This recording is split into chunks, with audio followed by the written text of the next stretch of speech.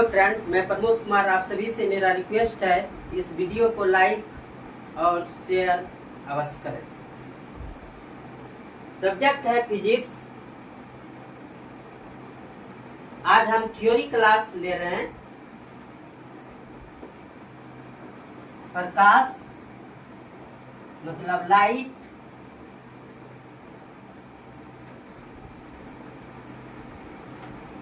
सर्वप्रथम प्रकाश कहते हैं किसको, इसके बारे में हमको जानकारी होना चाहिए।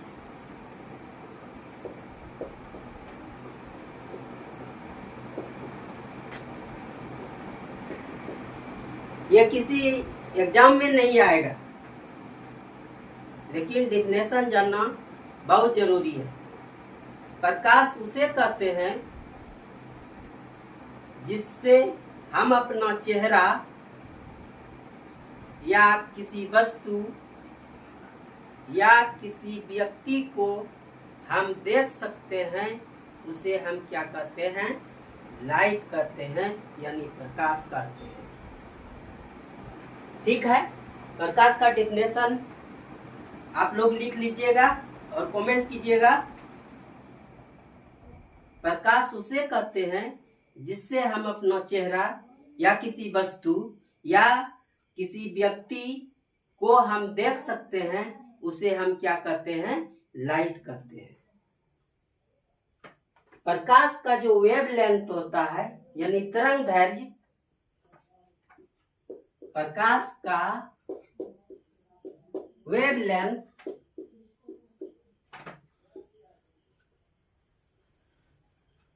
ये आएगा, तरंग दैर्घ्य जो होता है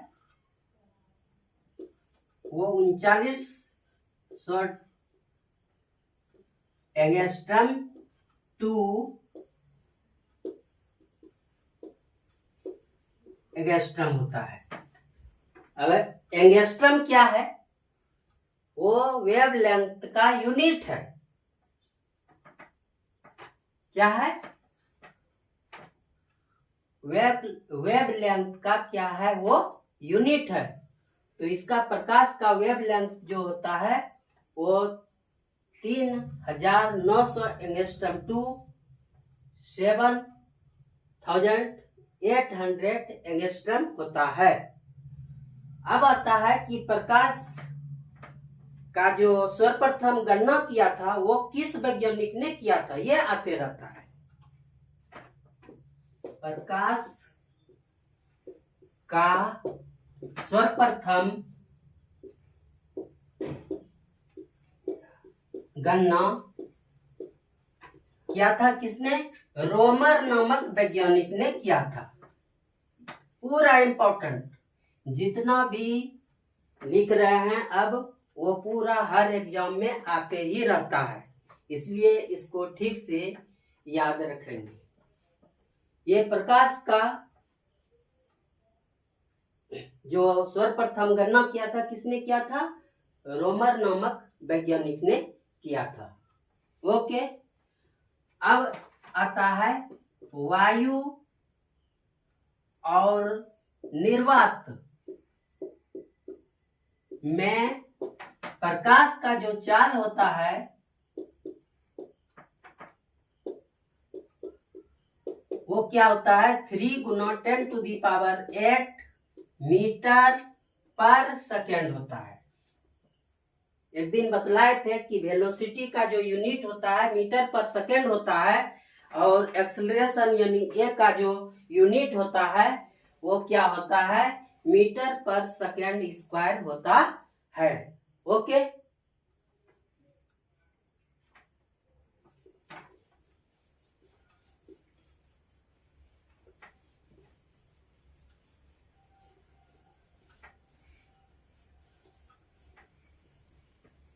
फिजिक्स में अभी तक जितना भी वीडियो बनाए थे वो न्यूमेरिकल प्रॉब्लम पे बनाए थे, लेकिन आज हम आपको थ्योरी दे रहे हैं, न्यूमेरिकल प्रॉब्लम नहीं। अब आता है प्रकाश का परावर्तन। प्रकाश का परावर्तन यानी रिफ्लेक्शन ऑफ लाइट।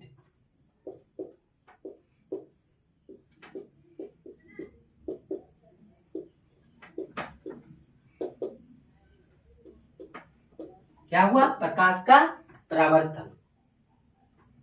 मान लिया जाए कि एम डैश एक प्लेन मिरर है,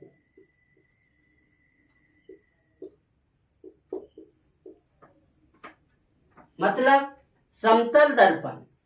दर्पण तीन प्रकार के होते हैं, समतल दर्पण, उत्तल दर्पण और फिर अवतल दर्पण। लेकिन यहां हम आपको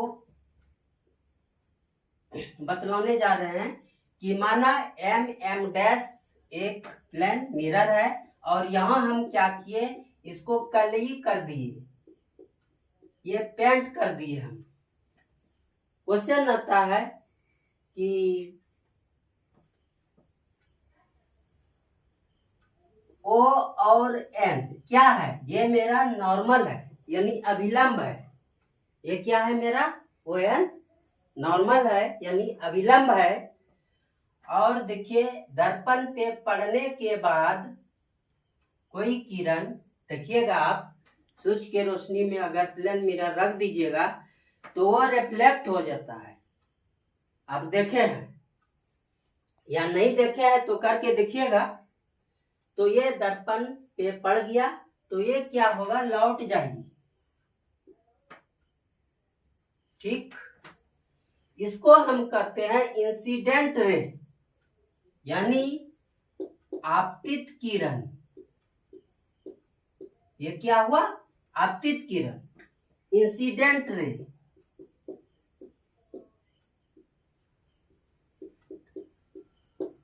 रे और ये क्या हो गया? Reflected ray.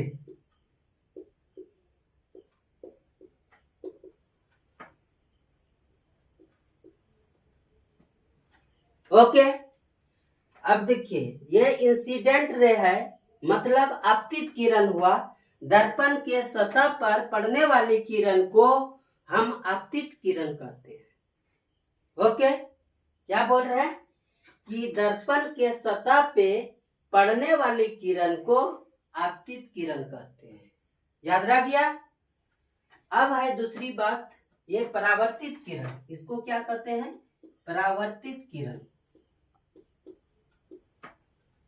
याद रखेंगे कि लौटने वाली किरण को रिफ्लेक्शन ऑफ लाइट कहते हैं। ये लौट गया, देख रहे हैं, चला गया उधर। अब आइए यहां, ये जो कोण बनेगा मेरा आई हो गया, और ये जो कोण बनेगा मेरा क्या होगा? आर हो गया। रिफ्लेक्टेड रे है इसलिए आर से डिनोट किए, इंसिडेंट रे है इसलिए आई से डिनोट किए। यहां एक चीज बात होता है कि रे मीन्स होता है किरण। तो किरण अनेक प्रकार के होते हैं, अल्फा किरण, बीटा किरण, गामा किरण, डेल्टा किरण। ठीक है, तो उसी में से है रे यानी किरण, और आता है एक्स रे। देखिएगा, तो एक्सरे का जो खोज किया था रूंटजेन ने किया था, ये आते रहता है रूंटजेन, ये वैज्ञानिक का नाम है। ये बराबर आते रहता है इसलिए इसको ठीक से याद रखिएगा।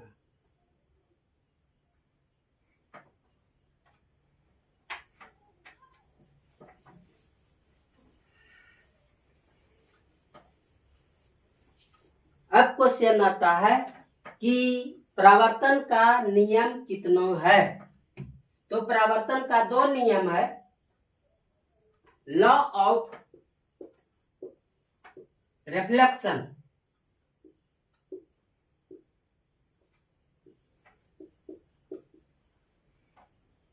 रिफ्लेक्शन का कितना नियम है? दो नियम है। पहला नियम, यह किसी एग्जाम में आएगा नहीं, जो आता है हम क्लियर ढंग से आपको बोल देते हैं कि ये याद रखना है, लेकिन जानना जरूरी है। तो फर्स्ट पॉइंट है कि आपतित किरण, परावर्तित किरण और ये अभिलंब तीनों एक ही बिंदु पर स्थित रहता है। ये क्या हुआ मेरा नॉर्मल, मतलब अभिलंब, इसको कहते हैं अभिलंब। फर्स्ट पॉइंट क्या है कि आपतित किरण, परावर्तित किरण और अभिलंब तीनों एक ही बिंदु पर स्थित रहता है। याद रहा, आपतित किरण, परावर्तित किरण और अभिलंब तीनों एक ही बिंदु पर स्थित रहता है। ओके, सेकेंड पॉइंट, कोण I इज इक्वल टू कोण R, ये आता है, कभी कभी ये आता है। मान लिया जाए, क्या बोल रहे हैं कि कोण I इज इक्वल टू कोण R, इंसिडेंट एंगल मेरा जितना होगा और रिफ्लेक्टेड एंगल उतना ही मेरा होगा। मान लिया जाए कि ये 30 डिग्री है, सपोज दैट, तो ये भी मेरा क्या होगा 30। याद रखिएगा ठीक से, क्योंकि यहां लिख दिए हैं कि कोण I इक्वल टू कोण R लिखे हैं।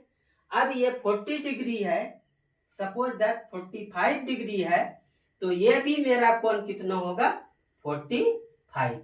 ये न्यूमेरिकल प्रॉब्लम में कभी कभी पूछ देता है।